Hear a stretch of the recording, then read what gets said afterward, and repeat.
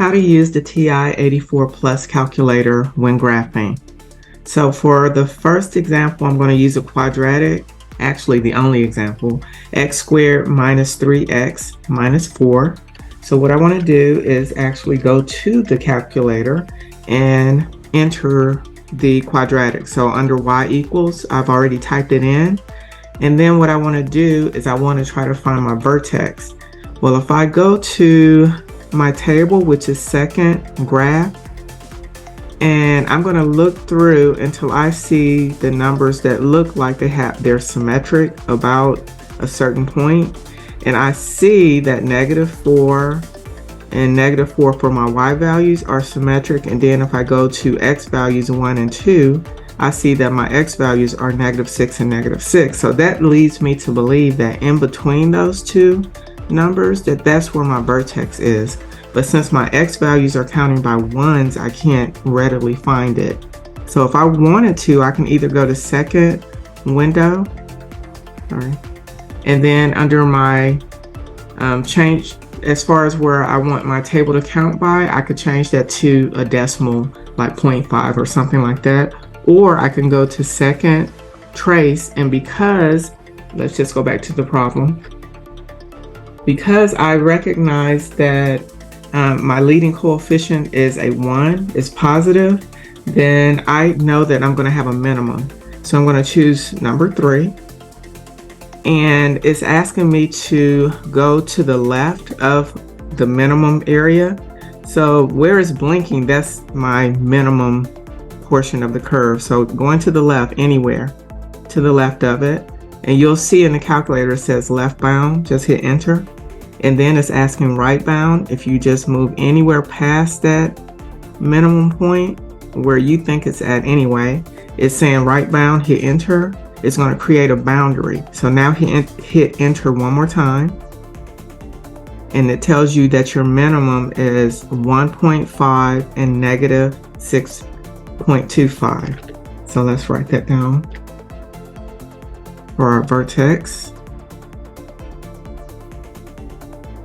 And I did say minimum, so we're going to get to that. But the vertex itself was both a x and a y.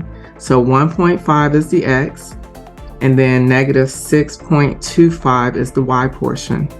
So the minimum is simply the y portion of your vertex. So it's going to be y equals -6.25. So going back to the calculator, we're going to try to find our x-intercepts. So x-intercepts, we could find it here, or we could go to the table. So since we're already here, we'll go to second and then trace. And remember, another word or another name for x-intercept is zeros. So let's go to number 2 for 0. And it's going to ask me the same thing in the bottom of the calculator. It says left bound. So we read the graph from left to right. They're asking me to go to the left, anywhere to the left, and we're using only our left and right buttons of the point that I'm trying to find. And the point I'm trying to find is this x intercept or 0. So I'm going to hit enter. And then it says go to right to create a right bound. So I'm going to go past it, anywhere to the right, anywhere, and hit enter 2 times. And now it tells me that I'm going to have a 0 at -1 and 0. So I'm going to write that down. -1 and 0. And since this particular parabola has 2 zeros, so I'm going to go ahead and go back and do the same thing for the next one.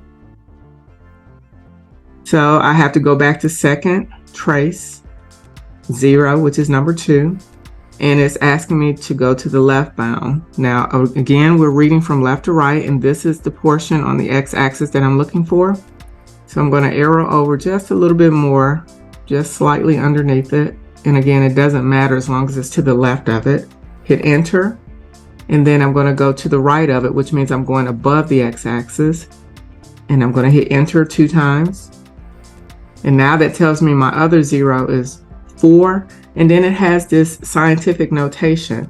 Well, that scientific notation that's shown is telling me to take my decimal and move it to the left, -12 places. So if I did that, that means I'm going to have 0 placeholders in front of that 1, which is really 0.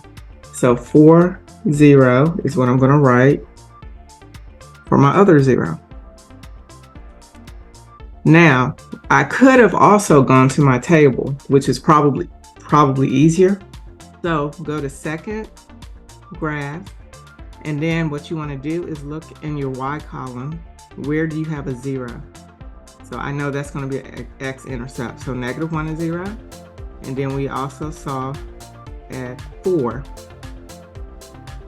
we also have a y that's 0. So that's another place that you could have gone. And then the last thing that we're looking for is our y-intercept, and we can do the same thing. We can go to the table. We know that the value for x has to be 0. So if we go to the table where x is 0,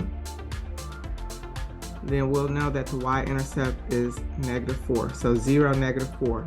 When you're writing your y-intercepts, you want to write it in terms of a coordinate. So 0, -4. And then lastly, let's go to the actual graph. And we can find it this way as well. This is pretty easy. You just go to second, trace, and it's already selected for value. Just hit enter. And it's asking you, what should x be? Put 0, hit enter. And now it's telling you when x is 0, y is -4.